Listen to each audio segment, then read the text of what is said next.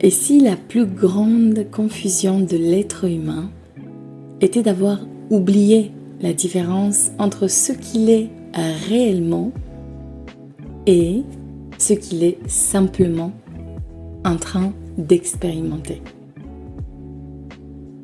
Et si ce que tu appelles ta vie, ton histoire, ta personnalité, tes limites, tes peurs, tes réussites, tes échecs, n'était pas l'essence de ce que tu es, mais seulement une expérience temporaire vécue à travers un point de vue précis. Parce qu'il existe une question que beaucoup de personnes portent en silence, parfois depuis toujours. Qui suis-je vraiment? Et je ne parle pas de prénom, pas du métier, pas de mon rôle dans la famille, pas mon passé, pas l'image que les autres ont de moi, mais qui suis-je derrière tout cela? Et si la réponse n'était pas quelque chose que tu dois choisir à l'extérieur de toi, mais quelque chose que tu dois simplement te rappeler. Et si l'expérience humaine n'était pas quelque chose qui t'arrive, mais une expérience que la conscience même choisit d'explorer à travers toi.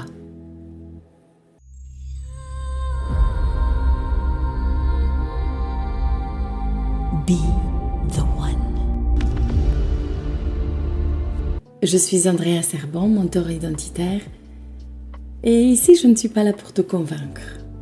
Je suis là pour te rappeler qui tu es. Et aujourd'hui, j'avais envie d'aborder une question qui accompagne l'humanité depuis toujours. Une question qui peut sembler philosophique, abstraite même, voire difficile à saisir, mais qui, selon ma perspective, et cela n'engage bien évidemment que moi, change profondément la manière dont on regarde notre existence. Et cette question est: qu'est-ce que c'est la conscience? Et qu'est-ce que signifie réellement vivre une expérience humaine? Je tiens à préciser quelque chose d'important avant de commencer. Ce que je vais partager aujourd'hui n'est pas une vérité absolue que je souhaite imposer. C'est une perspective de plus. Une manière, je dirais, différente de regarder l'expérience humaine. Une perspective que j'ai moi-même explorée, expérimentée et observée dans ma propre vie et qui a créé des changements profonds et durables, uniquement parce que j'ai changé mon angle de vue.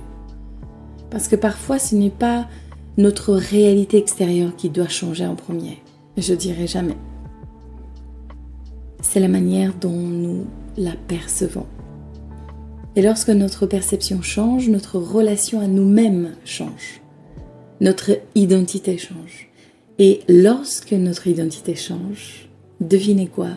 Notre réalité commence naturellement à se transformer. Et cet épisode s'adresse particulièrement à celles et ceux qui ressentent depuis longtemps qu'il existe peut-être quelque chose de plus grand derrière l'expérience humaine. À celles et ceux qui osent questionner. Pas pour rejeter leur réalité, mais pour comprendre plus profondément ce que c'est réellement cette réalité que nous expérimentons chaque jour.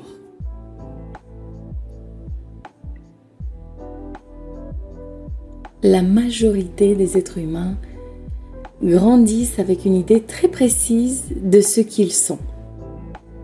On nous apprend très tôt que nous sommes un corps avec un nom, un corps avec une histoire, un corps avec une personnalité, un corps qui naît, qui grandit, qui apprend, qui accumule des expériences et qui un jour disparaît.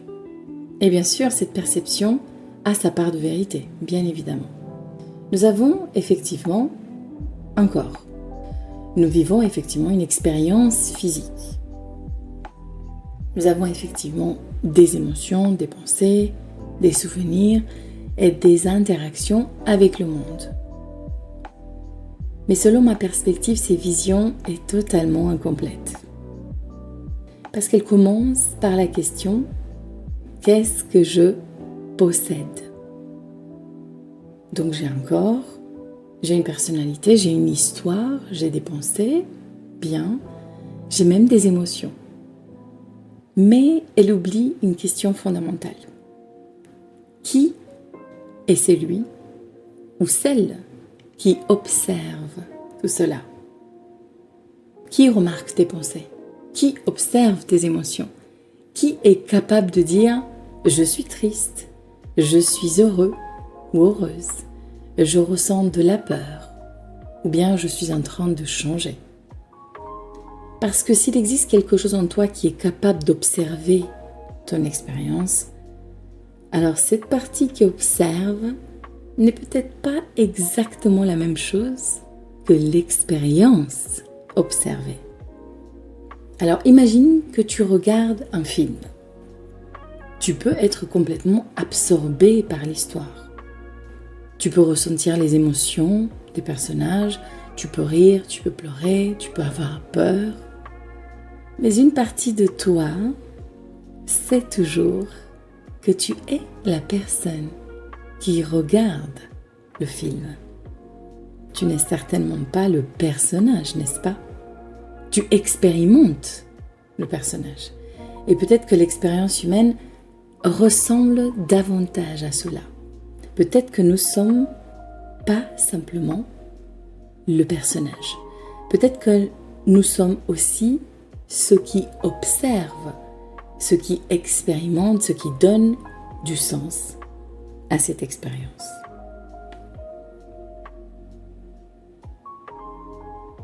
Lorsque nous croyons uniquement être notre expérience humaine, nous créons une identification extrêmement forte avec tout ce qui nous arrive. Si je crois que je suis uniquement mon corps, alors chaque changement de mon corps devient une menace. Si je crois que je suis uniquement mon passé, alors mes anciennes expériences deviennent une prison. Si je crois que je suis uniquement mes blessures, mes erreurs ou mes échecs, alors je limite infiniment ce que je peux devenir. Parce que je donne une partie temporaire de mon expérience le pouvoir de définir l'ensemble de ce que je suis. Mais si nous changeons légèrement notre perspective, si nous considérons que nous sommes d'abord une conscience qui expérimente la vie humaine, alors quelque chose commence à s'ouvrir. Cela ne veut pas dire nier les difficultés.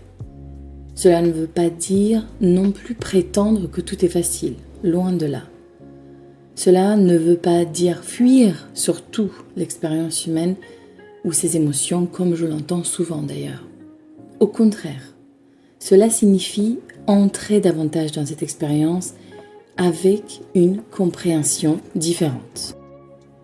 Parce que lorsque tu réalises que tu es la conscience qui expérimente la vie, tu changes ta relation avec ce que tu traverses.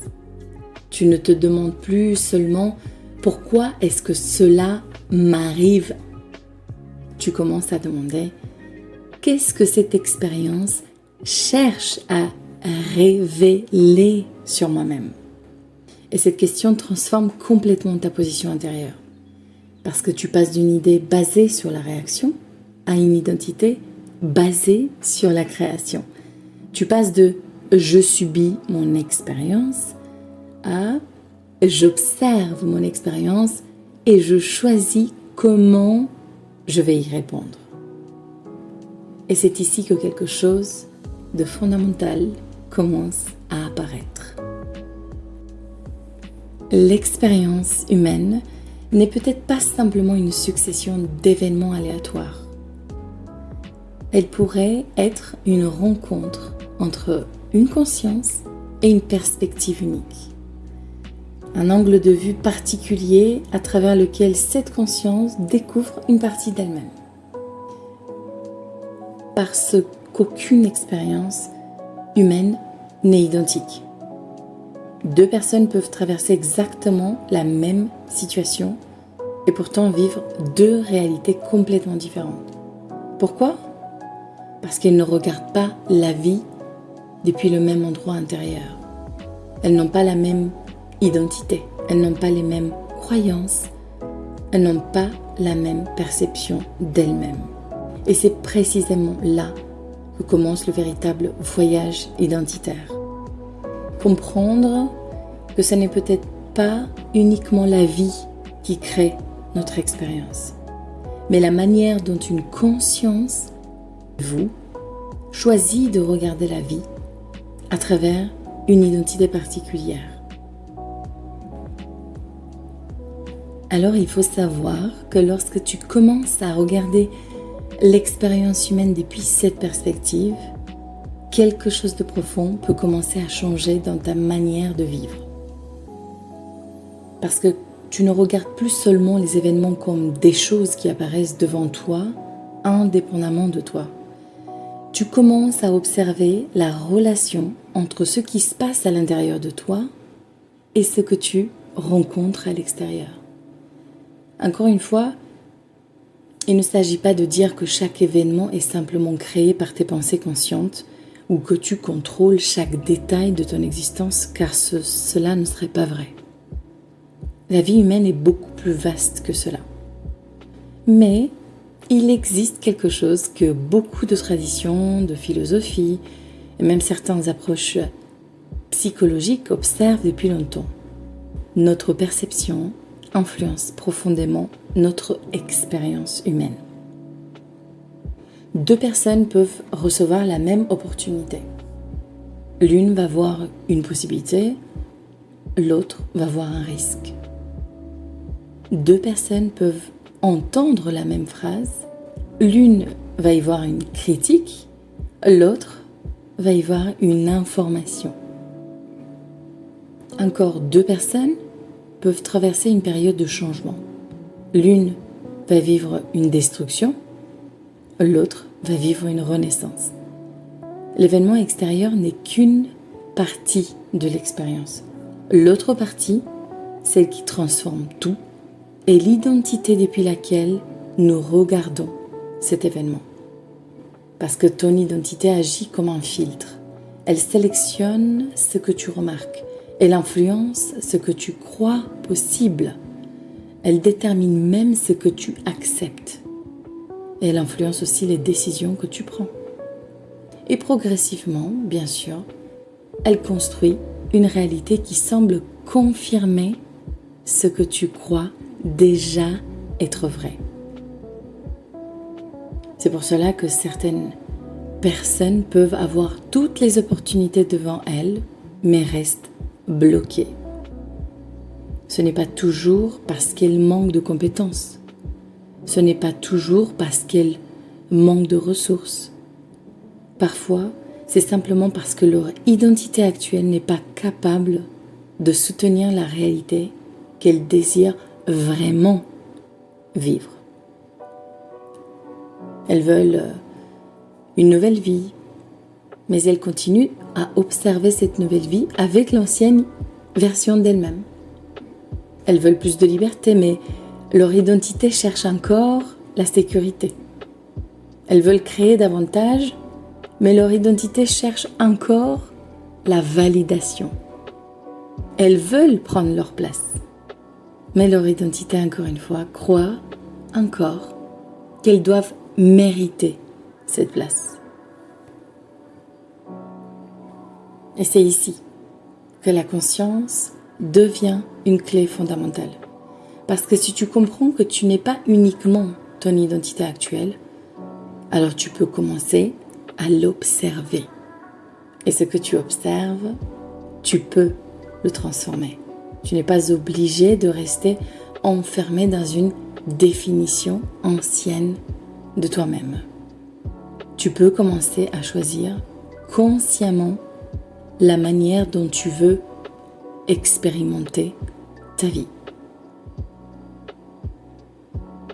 Quant à moi, pendant longtemps, comme beaucoup de personnes, j'ai cherché des réponses à l'extérieur. Et oui, j'ai cherché à comprendre comment changer les circonstances, comment obtenir certains résultats, comment créer une vie plus alignée, un peu comme tout le monde. Et naturellement, au début, je regardais surtout ce qui était visible.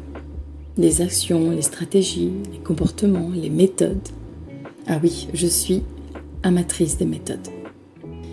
Mais plus j'observais l'être humain, plus je remarquais quelque chose de fascinant.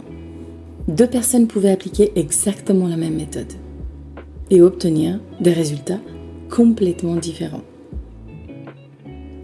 2 personnes pouvaient avoir accès aux mêmes informations, aux mêmes outils, aux mêmes opportunités.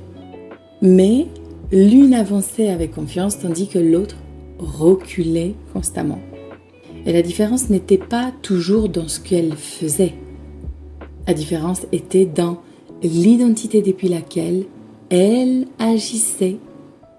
C'est là que ma compréhension de la transformation humaine a commencé à changer. J'ai compris que nous essayons souvent de modifier notre réalité extérieure sans avoir changé l'endroit intérieur depuis lequel nous créons cette réalité. Nous voulons changer nos résultats, mais nous gardons la même perception de nous-mêmes. Nous voulons une expérience humaine nouvelle, mais nous gardons la même identité qui a créé l'expérience précédente. Et c'est comme vouloir écrire une nouvelle histoire avec le même personnage qui continue de croire qu'il est incapable de changer.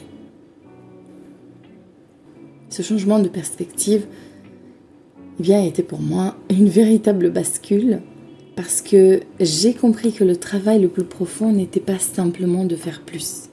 Et croyez-moi, j'ai fait plus.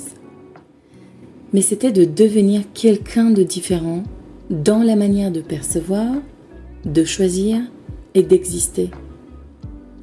Et c'est là que j'ai commencé à voir l'identité comme le pont entre la conscience et l'expérience humaine. La conscience représente cette partie plus vaste de nous, cette capacité d'observer, de ressentir, de choisir, d'expérimenter.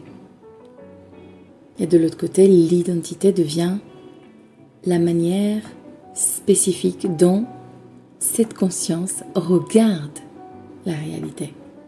Un peu comme une lentille, comme une fenêtre ou bien comme un angle unique. Imagine une lumière blanche qui traverse un prisme. La lumière est une, mais lorsqu'elle traverse le prisme, elle révèle différentes couleurs. Chaque couleur est une expression unique de la même source. Alors peut-être que l'expérience humaine fonctionne d'une manière similaire, non ? Peut-être que cette conscience que nous sommes tous porte en elle une infinité de possibilités. Mais lorsqu'elle entre dans une expérience humaine particulière, elle choisit forcément une perspective, un regard, une façon d'explorer une partie d'elle-même. Et cette perspective devient ce que nous appelons notre personnalité, notre caractère ou bien notre manière d'être. La clé identitaire de cet épisode est peut-être la suivante. Tu n'es pas ici pour devenir quelqu'un d'autre. Tu es ici pour te rappeler que tu es et exprimer cette conscience à travers une expérience humaine unique. Pendant longtemps, beaucoup de personnes cherchent leur mission de vie. Moi-même, je l'ai cherchée. Comme si elle était quelque chose d'extérieur à trouver. Comme un métier précis, une action précise, un rôle et même une passion précise. Mais peut-être que la question n'est pas « qu'est-ce que je suis venu faire ?» Peut-être que la question plus profonde est « qui suis-je venu être ?» Parce que ce que tu es influence naturellement ce que tu fais. L'être précède l'action. L'identité précède la réalité. Avant chaque décision, il existe une personne, n'est-ce pas, qui décide. Avant chaque création, il existe une personne qui crée. Avant chaque expérience, il existe une perspective qui observe. Et cette perspective est unique. C'est toi. C'est ce qui rend ton expérience humaine irremplaçable. Personne ne peut voir la vie exactement comme toi. Personne. Personne ne peut ressentir exactement comme toi. Personne ne peut intégrer exactement les mêmes expériences que toi. Parce que ton regard est une expression particulière de la conscience. Et c'est pourquoi il est si important d'écouter ce qui t'appelle profondément. Tes élans, tes passions, tes intuitions. Ces choses qui reviennent constamment vers toi. Pas comme des obligations, mais comme des invitations. Parce que parfois, ce que tu désires le plus profondément n'est pas quelque chose que tu dois obtenir. C'est quelque chose qui cherche à être reconnu en toi. C'est une partie de ton identité qui cherche à émerger. C'est déjà là. Et lorsque tu commences à suivre cette direction intérieure, quelque chose change. Tu arrêtes de construire ta vie uniquement à partir des antennes extérieures. Et tu commences à construire à partir d'une cohérence intérieure. Tu ne cherches plus seulement à avoir une vie différente. Non, tu deviens la personne capable d'habiter cette vie différente. Et c'est peut-être cela, au fond, le véritable retour à soi. Pas devenir parfait, pas devenir quelqu'un d'autre, mais arrêter de vivre depuis une identité qui n'est pas réellement la tienne. Si tu devais retenir une seule chose de cet épisode, j'aimerais que ça soit cette perspective. Tu n'es pas un être humain qui possède une conscience. Tu es la conscience qui expérimente une vie humaine. Et cette différence de perception peut sembler peut-être subtile, mais elle change profondément la manière dont tu regardes ton existence et la manière dont tu vas la vivre. Parce que dans la première version, tu es limité à ce que ton expérience humaine te montre. Du coup, tu deviens ton passé, tu es tes blessures, tu es tes peurs, tu es tes circonstances. Tu es ce que les autres ont défini de toi. Tu es même ce que ton environnement t'a appris à croire possible. Et celle-là, je l'adore. Mais dans la deuxième version, tu redeviens l'espace qui observe tout cela. Tu redeviens celui ou celle qui peut choisir, qui peut évoluer, qui peut transformer une croyance, qui peut changer une définition et surtout qui peut créer une nouvelle relation avec son expérience. Et c'est là que se trouve, selon ma perspective, une immense responsabilité, mais aussi un immense pouvoir. Parce que reprendre conscience de ce que tu es ne signifie pas fuir l'expérience humaine. Cela signifie justement l'habiter pleinement, être ici, dans ton corps, dans ta vie, dans ta réalité, avec plus de présence, avec plus de conscience, avec plus de choix. Car l'erreur que beaucoup de personnes font lorsqu'elles découvrent des perspectives plus larges sur la conscience est de croire qu'il faut sortir de l'humain. Non. Comme si être conscient signifiait ne plus ressentir, ne plus avoir de difficultés, ne plus expérimenter la peur, la tristesse ou bien l'incertitude. Mais peut-être que le but n'est pas de quitter l'expérience humaine. Peut-être que le but est d'expérimenter avec une compréhension plus profonde. Un peu comme un artiste qui entre dans son œuvre en sachant qu'il est artiste. Il vit pleinement son tableau. Il ressent chaque couleur. Il traverse chaque étape de création.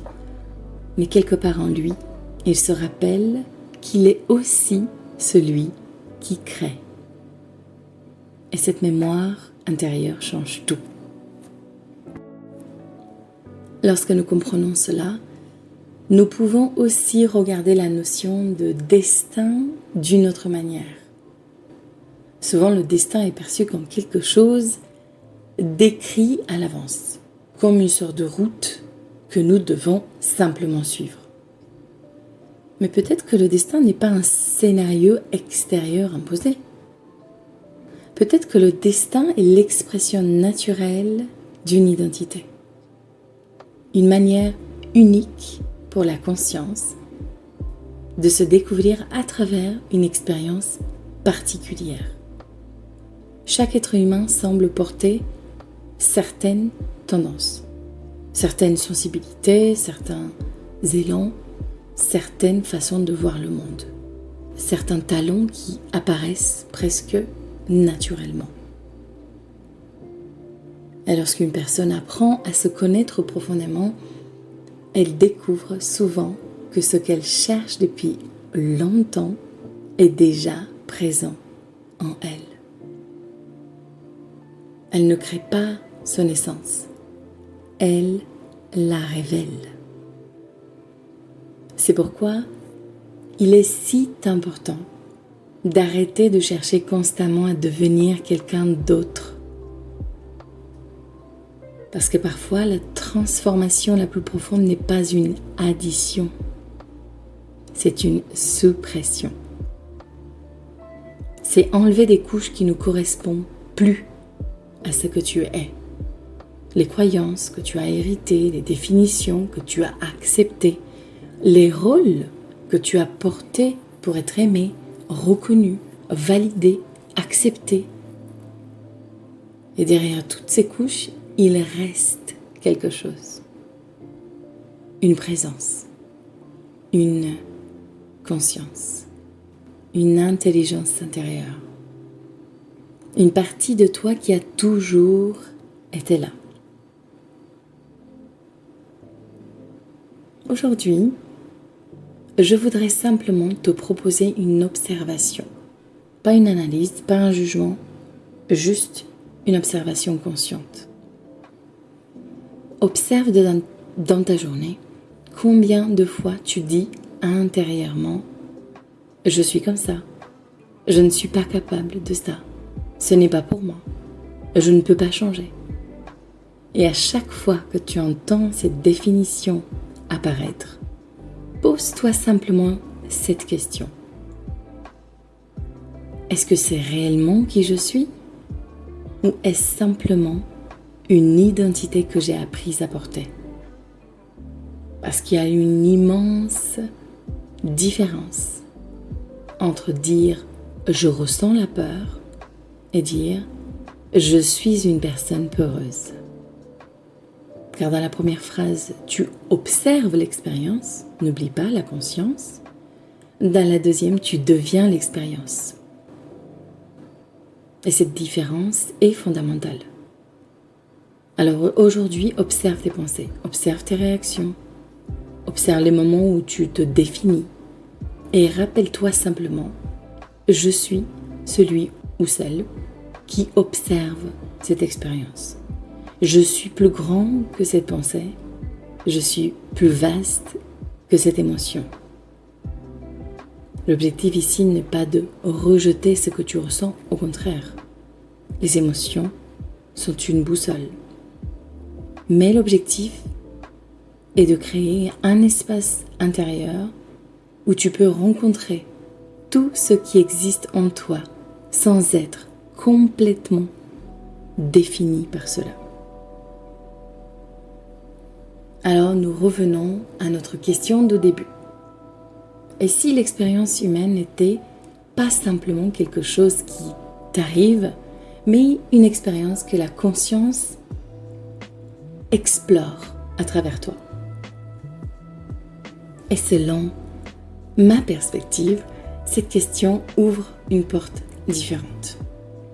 Elle nous invite à regarder notre vie non plus seulement comme une succession d'événements extérieurs, mais comme une rencontre entre une conscience et une expérience unique. Une expérience qui possède des limites, oui, des défis, des contrastes, mais aussi une profondeur incroyable. Parce que peut-être que les limites de l'expérience humaine ne sont pas uniquement des obstacles. Peut-être qu'elles sont justement ce qui rend l'expérience possible. Une conscience infinie qui expérimente une réalité avec des paramètres précis peut découvrir quelque chose qu'elle ne pourrait pas découvrir autrement. Elle peut ressentir, elle peut choisir, elle peut évoluer, elle peut aimer, elle peut créer et elle peut se reconnaître elle-même à travers une perspective unique.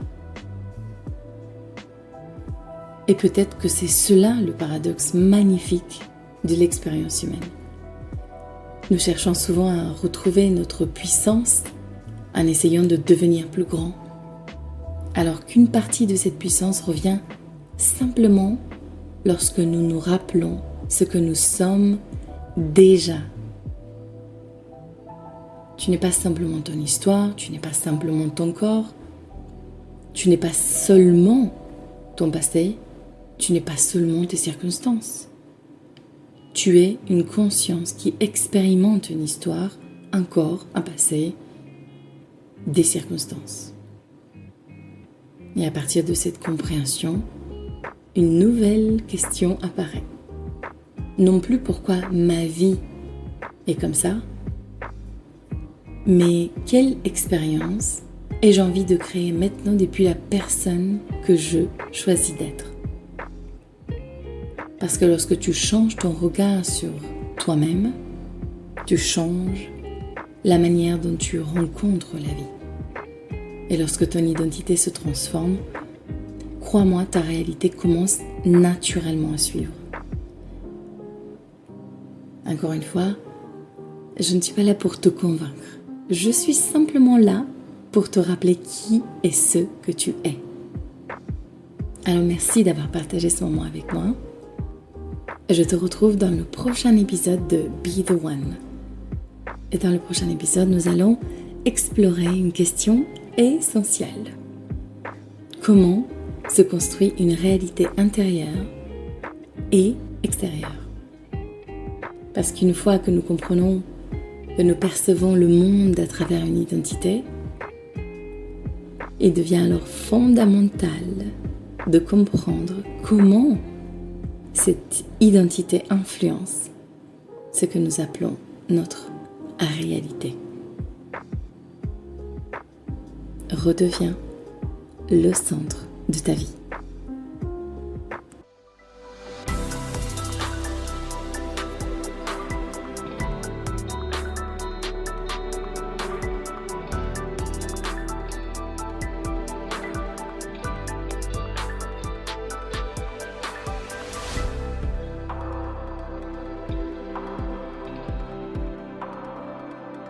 Be the one.